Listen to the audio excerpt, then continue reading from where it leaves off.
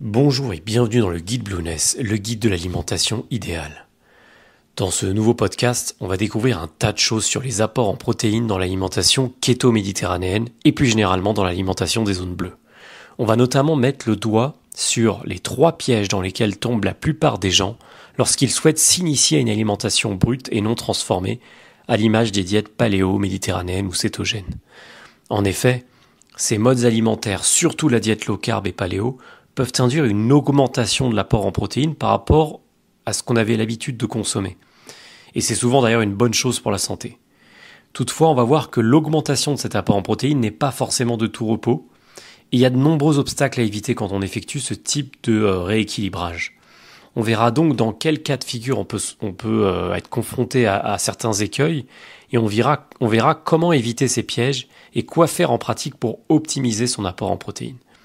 On verra enfin comment adapter en pratique son apport en protéines, mais aussi en graisse, quand on cherche à perdre du poids, ou au contraire d'ailleurs à en gagner, et enfin lorsqu'on est en rythme de croisière et qu'on cherche tout simplement la vitalité et la santé à long terme. Alors voici ce qu'on va traiter dans ce nouveau podcast. On va voir si l'apport en protéines en diète low carb, lorsqu'il est revu à la hausse par rapport aux anciennes théories du régime cétogène, on va voir si cette élévation de l'apport en protéines est pertinente ou pas. On verra ensuite les 3 pièges, les 3 pièges dans lesquels tombent beaucoup de gens qui s'essayent à un rééquilibrage alimentaire, notamment le premier piège qui consiste à avoir une alimentation trop riche en graisses et en protéines, trop faible en glucides et globalement trop calorique. On verra ensuite le deuxième piège qui est relatif à l'équilibre acido-basique lorsqu'on essaye de remonter son apport en protéines. On verra aussi le troisième piège qui consiste en l'alimentation hyperprotéinée, donc très riche en protéines et très faible en graisse et très faible en glucides. On verra également le cas particulier du régime hyperprotéiné, notamment du sportif. On verra les 3 raisons qui peuvent expliquer un échec en diète hyperprotéinée, mais aussi les 3 facteurs clés de succès qui peuvent vous faire réussir une diète hyperprotéinée. Ensuite, on verra comment ne pas tomber dans l'alimentation hyperprotéinée sur la durée, surtout si on n'est pas un haltérophile. On verra l'enjeu de l'apport calorique pour répartir ces macronutriments.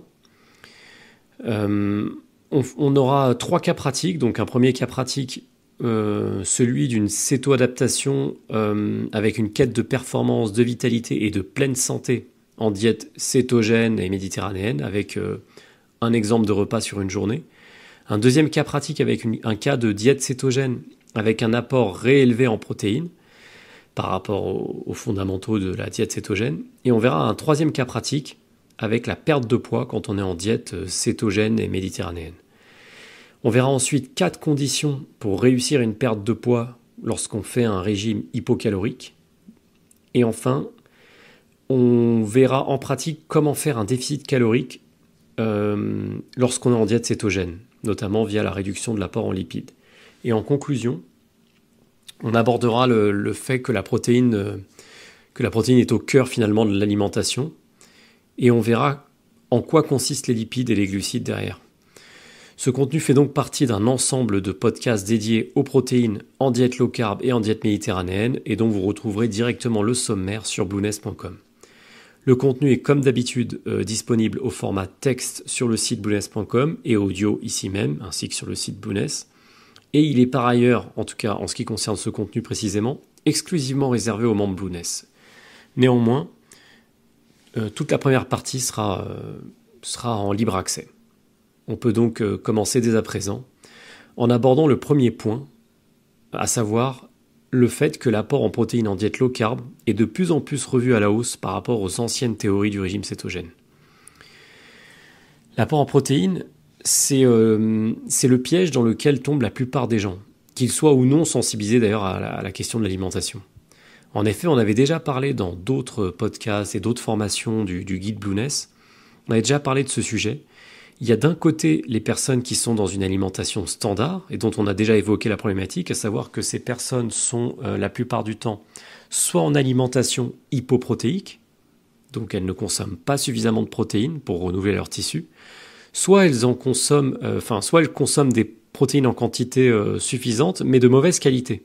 et combiné avec des apports simultanés et trop importants, à la fois donc en glucides et en lipides. Il y a aussi donc de l'autre côté les personnes qui sont sensibilisées à la diète low carb, mais qui tombent dans le piège de vouloir impérativement consommer des matières grasses au-delà des 75% d'apport calorique recommandés, afin de mimer les diètes cétogènes thérapeutiques qui ont été initialement mises au point pour lutter contre certaines maladies. Et le but, c'était d'augmenter la cétonémie. Ou alors pour fournir de l'énergie, mais ces personnes qui vont au-delà des 75, voire parfois des 80% d'apport calorique à partir des matières grasses, ne dépensent pas assez d'énergie en regard des apports caloriques à partir des lipides qu'ils apportent. Or, l'expérience nous apprend finalement qu'à moins d'être dans un contexte particulier qui nécessiterait la cétose profonde, une diète cétogène peut se faire avec un apport rehaussé en protéines et légèrement abaissé en apport de graisse, et c'est même plutôt conseillé car la protéine constitue le socle, la base de l'alimentation humaine, sans laquelle l'organisme ne peut pas renouveler ses tissus et fonctionner correctement. D'ailleurs, c'est ce que nous avions déjà vu en long et en large dans les podcasts précédents sur le sujet des protéines. Pour y parvenir, il est donc judicieux de passer par des protéines denses et très biodisponibles, telles que celles qu'on a déjà vues et qu'on aura l'occasion de voir dans les podcasts dédiés à la biodisponibilité des protéines, et ce afin de ne pas avoir à compenser le manque d'apport en protéines par une consommation parfois trop importante de lipides, notamment dans les cas suivants. Lorsqu'on pratique, par exemple, des exercices de résistance, qu'on soit un jeune athlète ou une personne âgée, on a un besoin en protéines qui est assez important. Lorsqu'on est une personne plutôt sujette au grignotage et qu'on souhaite diminuer un peu ses apports caloriques, une consommation suffisante de protéines lors des repas principaux a tendance à diminuer ces phénomènes de grignotage.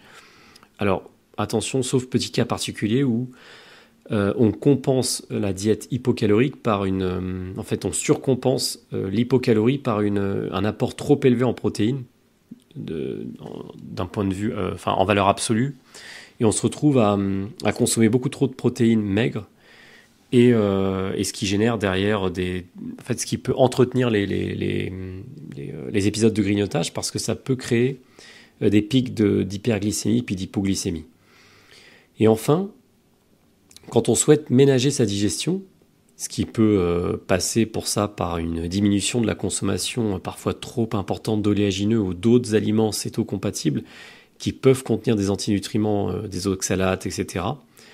Et si on veut ménager sa digestion, eh bien on peut remonter légèrement ces protéines à la hausse plutôt que de consommer trop d'éléagineux ou trop de végétaux, par exemple, qui sont parfois mal tolérés sur le plan digestif. Alors pas pour tout le monde, évidemment. Il ne s'agit pas de se priver, simplement de donner un peu plus la priorité aux protéines en adéquation avec ce que nous avons appris dans les podcasts qui précédaient celui-ci, tout en respectant en guise de garde-fou les ratios de répartition dont on avait déjà parlé, à savoir dans le cas d'une diète low carb, environ 60 à 75 grand maximum 80% d'apport en lipides et 15 à grand maximum 35 ou 40% d'apport en protéines, le reste provenant des glucides éventuellement dans le cas d'une diète keto. En grammes, ce serait environ 1 gramme de protéines pour 1 gramme de graisse au minimum. Le mieux étant 1 gramme de protéines pour 1,2, 3 ou 4 grammes de graisse. Alors, pas 4 grammes de graisse, 1,2 ou 1,3 ou 1,4 grammes de graisse pour 1 gramme de protéines donc. Mais là encore, ça dépend des personnes, des objectifs, des cas de figure, des moments de la vie, etc. Et si on est en diète glucidique, mais tout de même méditerranéenne, donc saine, ce serait le même apport de protéines basé sur les apports recommandés déjà traités dans les contenus précédents. Et pour les lipides, plutôt qu'ils soient en majorité, on les diminuerait à 1 à 1,3 g par kilo de poids de corps idéal, en comblant du coup le reste via l'apport en glucides, qui serait ici donc le substrat énergétique favori de l'organisme.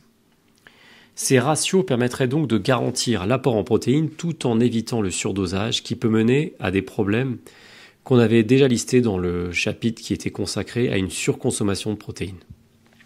Alors, exception faite des périodes très courtes de régime hypocalorique, où certains individus maintiennent l'apport en protéines relativement élevé et abaissent l'apport en glucides et en lipides de façon à forcer l'organisme à puiser dans ses réserves.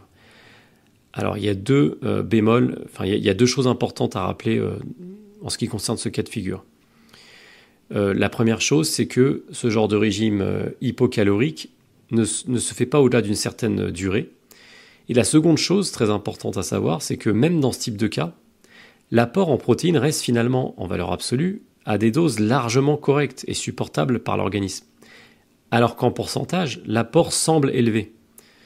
Autrement dit, si vous dites que vous mangez jusqu'à, par exemple, 50% de vos apports caloriques en protéines, cela peut sembler énorme, mais s'il s'agit d'une période où vous consommez très peu de calories, alors ces 50% d'apport calorique pourraient très bien correspondre à seulement, entre guillemets, finalement, 140 grammes de protéines par jour, par exemple, ce qui est largement correct. On reviendra sur ce distinguo à faire entre les valeurs absolues et les pourcentages, d'ailleurs, dans la suite de ce contenu. In fine, il semblerait qu'il soit pertinent de construire son mode alimentaire en assurant prioritairement, avant le reste, l'apport en protéines, car il s'agit de l'épicentre de l'alimentation humaine, et tout en trouvant un juste équilibre pour ne pas non plus en abuser. L'apport en lipides et en glucides pourrait ainsi découler de l'apport central en protéines. Certains préfèrent notamment d'ailleurs commencer par l'apport en lipides et faire découler l'apport en protéines ensuite. C'est une question de préférence, mais c'est vrai que ça peut sembler plus judicieux de construire son mode alimentaire en se basant sur l'apport en protéines au départ, par exemple entre 1 et 1,5 g de protéines par kilo de poids de corps, et estimer ses apports en lipides à partir de cette base.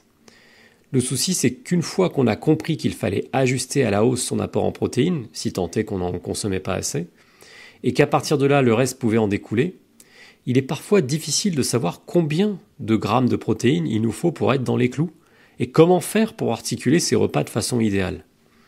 La question qui se pose est donc de savoir comment faire pour définir son apport idéal en protéines en diète low carb, cétogène ou plus globalement méditerranéenne, en partant du postulat que l'alimentation keto-méditerranéenne et de façon plus générale une alimentation qui serait à la croisée du low carb, du paléo et des zones bleues, pourrait être la plus adaptée pour l'être humain. Donc en d'autres termes, comment savoir finalement combien de protéines on a besoin, en fonction de quels critères, et comment ça peut varier si on décide de faire évoluer nos objectifs. Par exemple, des objectifs de pleine énergie, de pleine vitalité, de pleine santé, ou encore des objectifs de perte de poids, ou bien encore des objectifs de prise de masse, donc de prise de muscle. Rappelons qu'au-delà des estimations d'apport en macronutriments que nous allons tenter de faire ici, il est bon de faire varier ces apports de jour en jour avec des jours peut-être un peu plus hauts, des jours un peu plus bas en lipides. De toute façon, il est très difficile de faire des copier-coller de journée en termes d'alimentation, à moins de manger la même chose, qui n'est pas très pertinent. Du coup, l'ajustement à la hausse de l'apport en protéines ne signifie pas qu'il faille absolument diminuer ses apports de matières grasses de façon quotidienne tout le temps, surtout que l'alimentation au quotidien n'est pas censée être un casse-tête et n'a pas vocation à être rationalisée en permanence.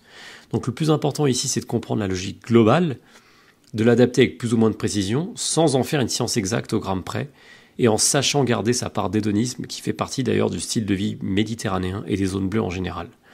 Par exemple, on peut avoir des jours plus riches en lipides parce qu'on a l'occasion de se délecter d'un plat plus gras, et des jours un peu plus pauvres en lipides parce que c'est l'occasion ces jours-là de déguster un bon poisson maigre avec quelques légumes.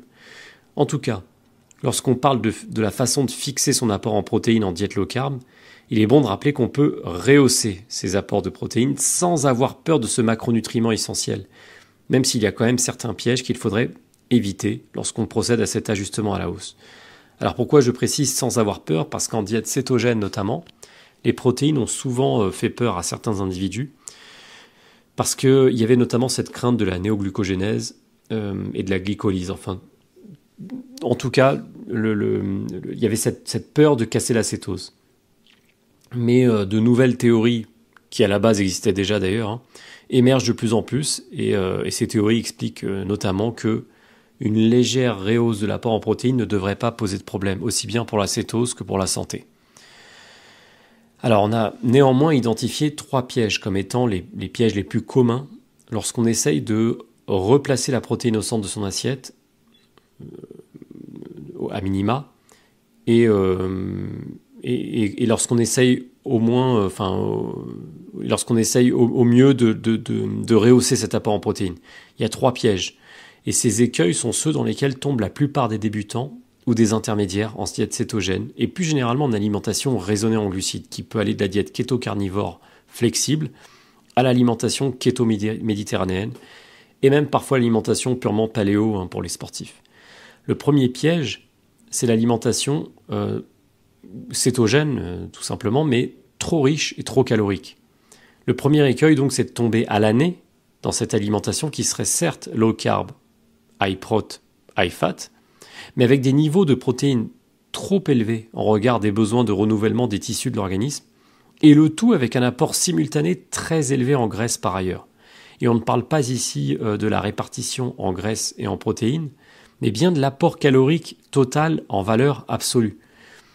Donc autrement dit, il s'agit en quelque sorte d'un problème de riche, entre guillemets, qui concerne les personnes qui ont beaucoup d'appétit et qui est caractérisée par une alimentation tout simplement trop calorique dans laquelle il peut nous arriver de tomber soit par souci de vouloir trop bien faire les choses sans écouter les signaux de son corps, notamment sa satiété, soit par pur hédonisme parce qu'on ne sait pas s'arrêter. À vouloir optimiser l'alimentation au maximum en la rendant la plus dense possible, on peut vite sombrer dans une alimentation trop riche, trop dense, trop calorique à toute heure de la journée, et parfois à des moments peu judicieux sur le plan chronobiologique, ce qui peut entraîner parfois une prise de poids non désirée, des crises de goutte, et même des problèmes métaboliques à long terme. Dit de façon beaucoup plus simple, il n'est pas forcément utile de consommer plus de 1,6 g de protéines par kilo de poids de corps si on n'est pas un bodybuilder ou un sportif, surtout si on ajoute à cela plus de 150 ou 200 g de graisse par jour provenant du beurre, des oléagineux, de la viande grasse et des huiles de cuisson. De la même façon, il n'est pas forcément très pertinent de consommer plus de 150 g de protéines par jour si on est un sédentaire de 70 kg et qu'on n'a pas une masse musculaire très développée à renouveler. Pour rappel, l'apport en protéines est augmenté par paliers successifs quand on cherche à l'augmenter, en fonction des progrès et des objectifs sportifs et du ressenti. Mais il ne faut pas mettre la charrue avant les bœufs.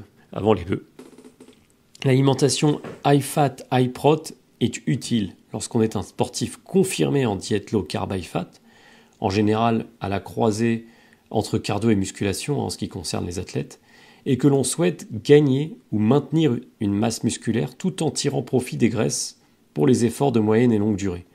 C'est une alimentation qui pourrait se caractériser par une répartition de type 30% de protéines et 70% de lipides, mais qui, si elle reste caloriquement cohérente par rapport à la dépense énergétique de l'individu concerné, de sa taille aussi et de sa corpulence, ça ne poserait pas de problème.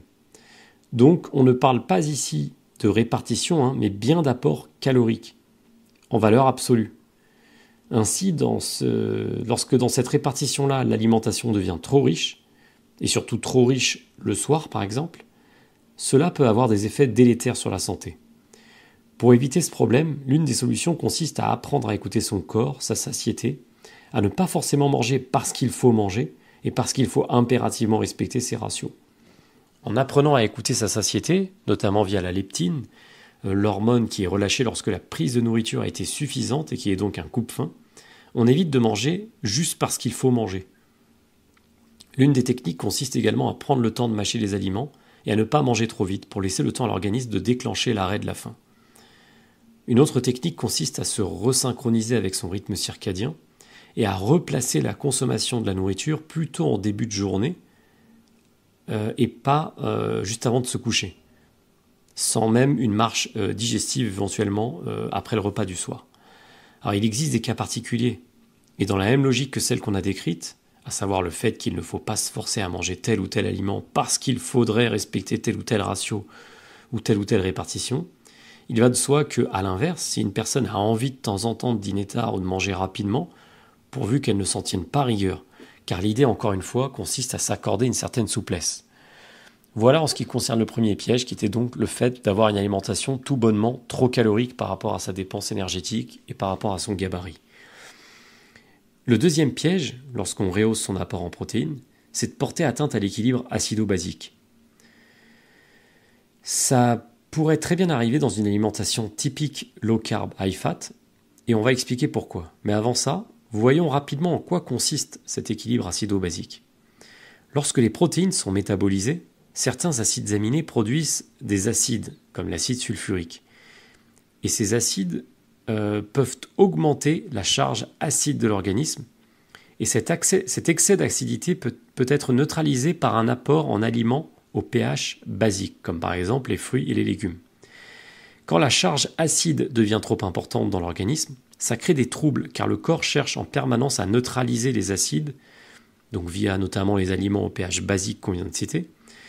Et lorsqu'il n'y a pas suffisamment de fruits ou de légumes pour basifier tout ça, l'organisme générer de l'ammoniac afin d'aider les reins à éliminer l'acide.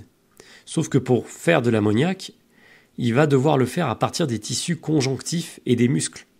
En d'autres termes, le traitement des acides en excès, qui proviennent notamment donc des protéines, donc de la viande en excès parfois, donc le traitement de ces acides en excès va nécessiter de porter atteinte aux os, aux muscles et aux articulations, ce qui est absolument ce qu'on cherche à éviter en termes de longévité. En outre, un équilibre acido-basique déréglé peut entraîner d'autres problèmes de santé, comme par exemple une résistance à l'insuline. Exactement ce qu'on cherche à éviter à travers ce guide. Ce serait donc un comble d'augmenter son apport en protéines en vue d'améliorer sa santé et sa longévité, pour finalement retomber dans les mêmes travers. C'est la raison pour laquelle lorsqu'on rehausse son apport en protéines dans une diète typiquement low carb ou protéinée pour les sportifs, il peut être pertinent de mixer l'alimentation paléocétogénique avec l'alimentation méditerranéenne, en compensant l'apport tout de même élevé en protéines animales par un apport suffisant en légumes typiques de l'alimentation méditerranéenne, ou plus généralement des zones bleues, et en certains fruits bons pour la santé, tels que ceux qu'on a déjà énumérés dans le chapitre consacré aux meilleurs fruits en diète méditerranéenne. L'équilibre acido-basique, c'est un sujet sur lequel on reviendra en détail dans un contenu dédié, mais en attendant, l'important ici, c'est de comprendre qu'un apport trop important en protéines, en valeur absolue, peut être délétère. On en avait déjà parlé d'ailleurs de l'excès de protéines et de ses conséquences sur la santé. Et il est important, quand on rehausse son apport en protéines, de veiller à apporter des aliments alcalins, donc c'est-à-dire l'inverse des aliments acides, parmi lesquels on peut trouver le brocoli, le jus de citron, les pommes, le chou-fleur, la pomme de terre, par exemple cuite au four puis refroidie en salade plutôt que frite avec une huile de graines pro-inflammatoire et oxydée, les courgettes, les carottes, la banane occasionnellement et si possible une variété de bananes qui soit proche des bananes ancestrales, et enfin bien sûr les légumes verts. Toujours dans cette problématique d'élévation de l'apport en protéines, on peut donc maintenant passer au troisième piège à éviter. Et ce troisième piège, il consiste à amener toujours un peu trop de protéines, mais dans un cas spécifiquement délétère pour l'énergie et la vitalité, à savoir le cas où on aurait simultanément trop de protéines, mais pas du tout assez de lipides ni de glucides. C'est donc l'alimentation high prot, low fat et low carb. Ce troisième piège, il arrive quand on veut impérativement privilégier les protéines et lorsqu'on diminue, volontairement ou pas d'ailleurs, de façon trop conséquente et les graisses et les glucides sur la durée. En faisant ça, on coupe la source énergétique de l'organisme, que ce soit les glucides ou les lipides, et on le force à fonctionner uniquement sur les protéines et sur les graisses évidemment stockées de l'organisme. Ce qui est difficilement viable sur le long terme. C'est la raison pour laquelle la plupart des modes alimentaires, en dehors des régimes de perte de poids de court terme, sont basés sur un apport modéré en protéines qui va généralement de 10 à 30% des apports caloriques et un apport majoritaire soit en glucides, soit en lipides. Une alimentation hyperprotéinée basée sur la consommation de protéines quasi exclusivement maigres, sans apport de graisse et sans apport de glucides, en tout cas sans apport suffisant bien sûr, est susceptible de porter atteinte à la vitalité et au système hormonal et de diminuer l'énergie disponible. Ensuite, ce type de diète hyperprotéinée sur le long terme peut mener à deux résultats contre-productifs. Le premier, ce serait de faire une diète hypocalorique, car il est difficile et monotone de consommer suffisamment de calories via les protéines maigres uniquement. Donc on serait énergétiquement déficitaire dans tous les cas, avant même de parler des carences alimentaires et en micronutriments. Le second problème serait que si on apportait suffisamment de protéines, On serait alors dans le piège énoncé précédemment de porter atteinte à l'équilibre acido-basique avec une synthèse d'ammoniac à partir des muscles et des tissus conjonctifs, ce qui reviendrait à se consommer soi-même. Il y a bien un cas de figure où la protéine peut être plus élevée que tout le reste. C'est le cas de l'alimentation kéto-carnivore et paléo, mais ce modèle alimentaire ne correspond pas forcément à tout le monde et il est le plus souvent adapté aux sportifs qui ont une masse musculaire hyper développée, ou encore à des personnes en bonne santé qui souhaiteraient perdre quelques kilos sur un régime hypocalorique de quelques jours à quelques semaines maximum. En plus, les sportifs low carb qui utilisent ce mode alimentaire ont tout de même tendance à varier leurs apports protéiques avec des viandes tantôt maigres et des viandes tantôt grasses. Donc ces sportifs ne laissent pas leurs apports lipidiques au ras des pâquerettes trop longtemps.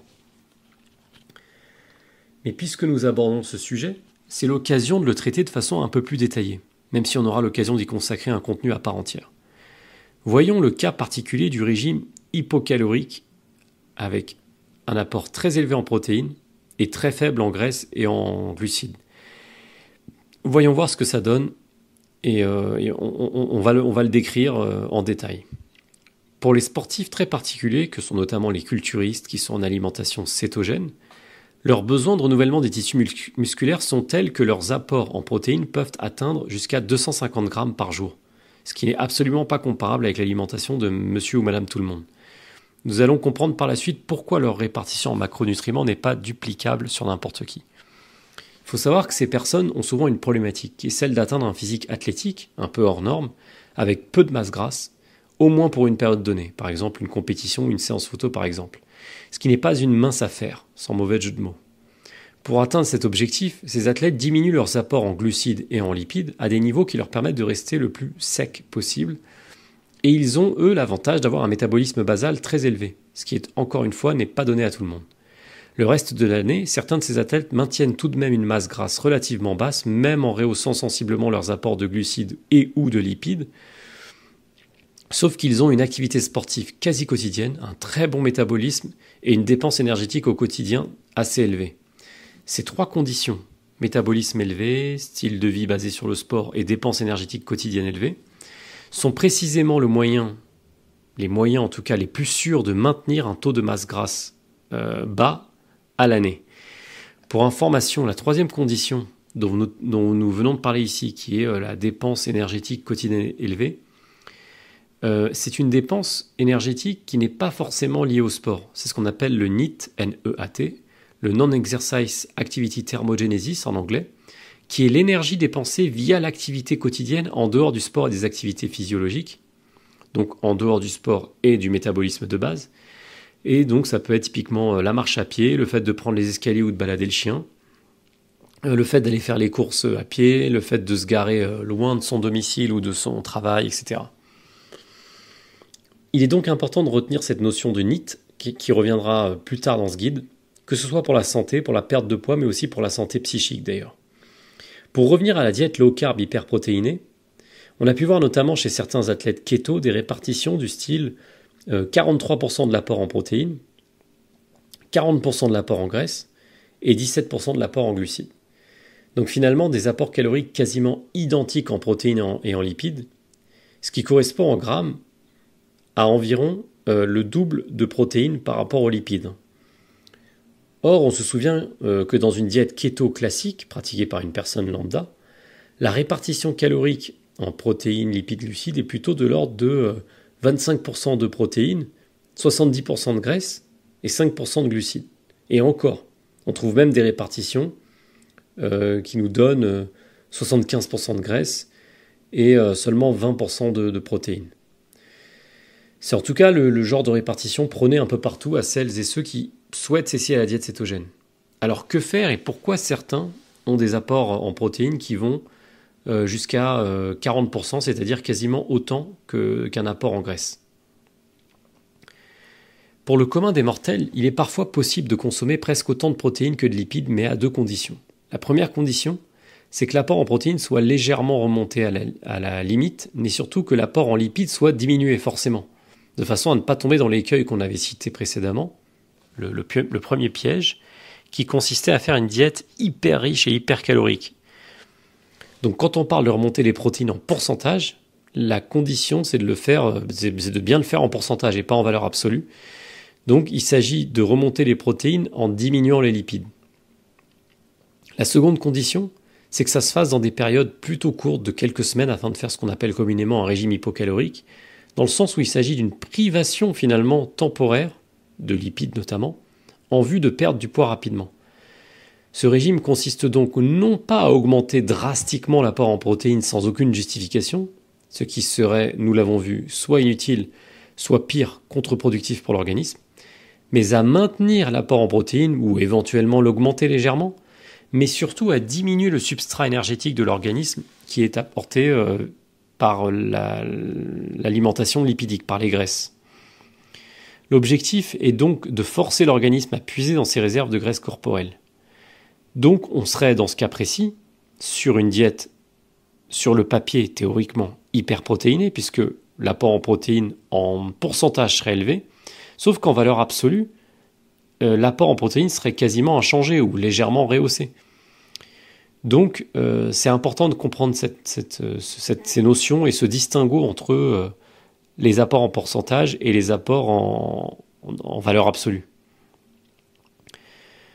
Et dans ce cas précis, on diminuerait donc l'apport en lipides, on serait donc en diète légèrement hypocalorique avec une élévation de facto, par un système de vases communicants, une augmentation des protéines. Ce qui pousserait du coup, ce qui serait susceptible de pousser l'organisme à puiser dans ses réserves de graisse corporelle. Alors sur le papier, cette diète a l'air d'être magique, mais sauf que beaucoup de gens échouent, pour plusieurs raisons. La première raison qui pourrait expliquer un échec en diète hyperprotéinée, c'est tout simplement la plus évidente, c'est la privation. C'est une diète qui est assez éprouvante de par son côté drastique, puisqu'elle est basée à la fois sur une privation énergétique, apportée par les glucides, le fameux carburant préféré de l'organisme, mais en plus par une diminution drastique des lipides, le carburant alternatif ancestral de l'organisme. Donc pour l'organisme, en fait, la transformation des protéines consommées, qu'on a consommées par l'alimentation en énergie est très laborieuse, parce qu'effectivement, l'organisme va essayer de faire ça. Et l'organisme cherche toujours à épargner ses stocks de réserves corporelles, ses réserves adipeuses, quitte à devoir parfois transformer les protéines consommées ou même les protéines, ou même nos tissus musculaires en énergie. Donc la privation peut parfois être mal vécue et mener à des problèmes psychologiques, à des phénomènes de compensation, des troubles alimentaires. Et la deuxième raison qui pourrait expliquer un échec en diète hyperprotéinée, c'est la non-céto-adaptation. En fait, c'est une diète qui peut s'avérer très éprouvante pour les personnes qui ne sont pas céto-adaptées et chez qui le switch énergétique pourrait ne pas s'opérer. En d'autres termes, comme la personne est encore câblée sur la transformation des glucides alimentaires en énergie, il est difficile pour elle de basculer sur l'oxydation des graisses corporelles, c'est-à-dire leur utilisation. Il se pourrait que le pont entre cétose d'apport via l'alimentation et cétose de jeûne, induite par la décomposition de nos propres graisses corporelles, soit beaucoup plus fluide lorsqu'on passe d'un seul coup d'une alimentation, soit beaucoup moins fluide, lorsqu'on passe d'un seul coup d'une alimentation glucidique à une privation énergétique, que si on passait d'une cétose initiale par l'alimentation à une privation énergétique. D'où l'intérêt de la diète cétogène en préambule d'une perte de poids, et donc le fait d'être céto-adapté et d'apporter au début suffisamment d'énergie pour ne pas enrayer le métabolisme. Ce qui nous amène donc du coup au point suivant, qui est la troisième raison qui pourrait expliquer un échec en diète hyperprotéinée, c'est un métabolisme trop bas. En fait, lorsqu'on a un métabolisme déjà beaucoup trop ralenti, on ne tire pas profit de la diminution calorique. Un métabolisme notamment écroulé est souvent induit par un mode de vie délétère couplé à une mauvaise alimentation, doublé en plus d'un apport calorique quotidien insuffisant sur plusieurs mois ou années. Donc l'apport calorique insuffisant, qui est généralement d'ailleurs insoupçonné, et dont nous avions déjà parlé dans ce guide, ça concerne notamment les personnes qui habitent dans les grands centres-villes où la vie coûte cher, et où l'alimentation repose sur une alternance entre grignotage et plats hypocaloriques, hypoprotéiques et hypolipidiques proposés par l'industrie alimentaire ou par les enseignes de restauration. Donc voilà, c'est ça ce qui donne finalement un apport calorique insuffisant et un apport en micronutriments d'ailleurs insuffisant, ce qui ralentit tout simplement le métabolisme, ce qui génère de la fatigue chronique, etc. Donc en étant déjà sur un apport calorique d'à peine 1500 à 1800 kcal par jour, il semble périlleux de se lancer dans une diète hypocalorique en vue de perdre du poids, car cela reviendrait à abaisser encore son apport alimentaire à des niveaux particulièrement problématiques, par exemple 1200 kcal par jour, sans parler des carences en micronutriments forcément induites par un apport alimentaire insuffisant. Donc ça, c'était pour la troisième raison qui pourrait expliquer un échec en diète hyperprotéinée. Maintenant qu'on a vu les principaux cas de figure qui pourraient entraîner un échec d'une diète hyperprotéinée, nous allons voir maintenant les cas de figure, les cas dans lesquels ce type de diète, donc rehaussée en protéines, que ce soit d'ailleurs en valeur absolue ou en pourcentage via une diminution des lipides, on va maintenant voir dans quel cas ces diètes relativement riches en protéines pourraient néanmoins fonctionner. Le secret de ce type de diète hyperprotéinée réside dans plusieurs facteurs clés de succès, et on va citer quelques-uns des facteurs clés de succès tout de suite. Et je vous donne rendez-vous du coup sur blueness.com pour la suite du contenu qui sera exclusivement réservé aux membres premium Blueness. À très bientôt sur blueness.com.